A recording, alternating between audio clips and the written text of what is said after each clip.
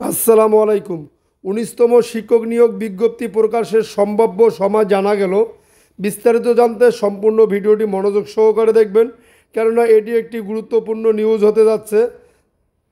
বেসরকারি শিক্ষা প্রতিষ্ঠানে প্রবেশ পর্যায়ের শিক্ষক নিয়োগের বিজ্ঞপ্তি চলতি বছর প্রকাশ করা হতে পারে।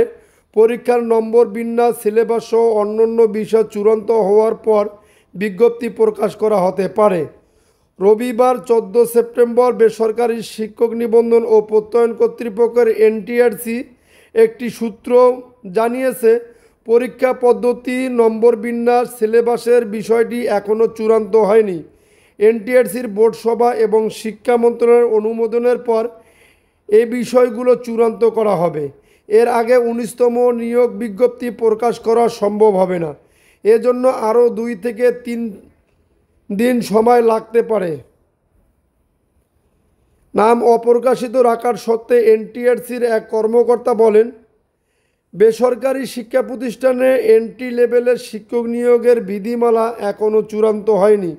পরীক্ষা পদ্ধতি, নম্বর বিন্যাস সহ অন্যান্য বিষয় চূড়ান্ত হওয়ার পর নতুন বিধিমালা প্রণয়ন করা হবে।